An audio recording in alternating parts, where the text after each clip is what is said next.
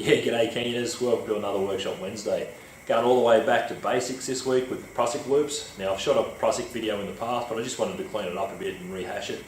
So a Prusic is basically a loop of cord, generally tied into a loop with a double fisherman's, but it could be a Flemish bend or any other knot that's going to give you a nice secure loop. Can be various different lengths. I've got a short one, a medium one and a long one that I tend to have on my harness. Fairly versatile, fairly lightweight, and really cheap. Now there's a bunch of mechanical ascenders and progress capture type devices out there that are going to make climbing up a rope or setting up a haul system a lot easier than a Prusic, but I still think it's an essential bit of kit and it's really a fundamental skill that most Kenyans should have. So we'll go through the different knot types and how they work and hopefully get something out of it. So the first one is just your standard Prusic knot. Standard Prusic knot is really simple.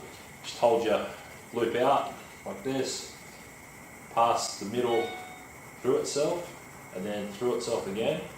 And then as I'm pulling out, I pull one end further than the other just to get that knot away from where I want to clip into. And then I just have a bit of a play to make sure this is nice and secure. So you can go 2 loops, you can do 3, or you can go more. The more loops, the more secure it's going to bite, but also comes into problems when you're trying to move the knot itself. So the whole idea of a Prusic knot is I can push the knot up and along the rope as I'm pushing the knot, but if I pull the loop, it binds in tight. So you see it's nice and tight, binds on the rope, puts a little kink in the rope as well, which helps it bind.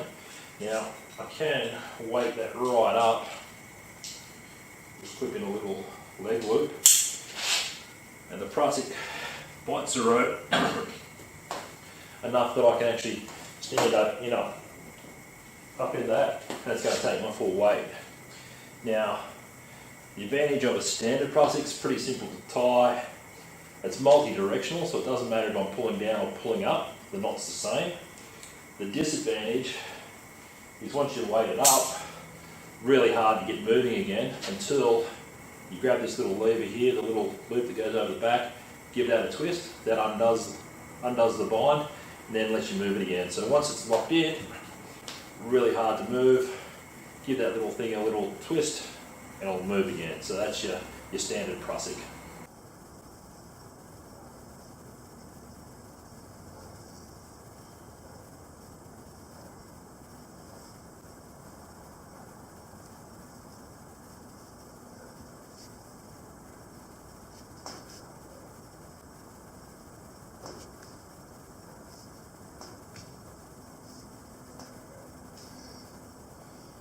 The next one is probably your Climbhurst.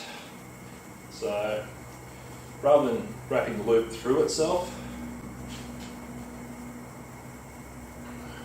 you put it on around the rope and just wind it around. You want to go around 5 or 6 times. Try and get it nice and neat.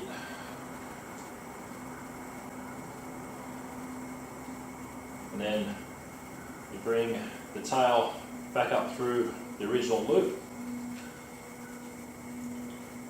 Get things nice and neat, and then pull down tight. Now, the advantage the Climbhurst got over the Prusic, once you weight it right up, it's a little bit easier to get going again. It'll slide pretty simple. Disadvantage is it's unidirectional, so the way I've tied that, it's to pull down. If I was pulling up on that, before I weighted it up, it'd just get all manky. So if I was going to set it up as a motion capture type knot, I'd have to tie it the other way. So start with the loop at the bottom, wind my way up, pass the tail down and then pull up. So that's your Climbhurst.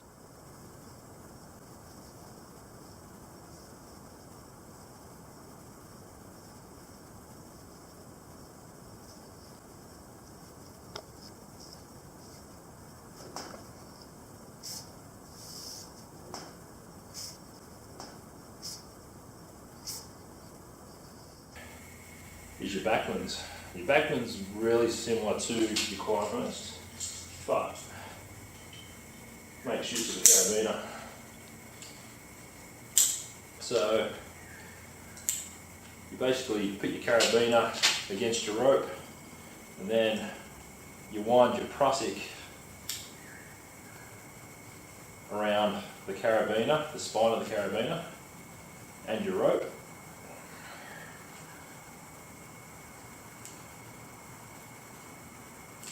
Then that becomes your loop there. Now, the advantage of the Backman's is you've got this little handle to push it up. So once you weight it as hard as you can, the carabiner acts as a handle to loosen and push it up.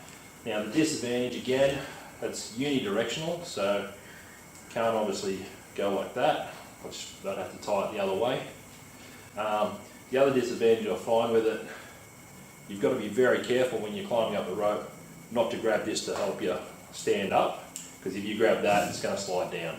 So Backman's pretty handy little knot. You can also tie this with sling. You can do pretty much all your Prusics with sling, but the Backman's is kind of the one to use if you're going to use a sling.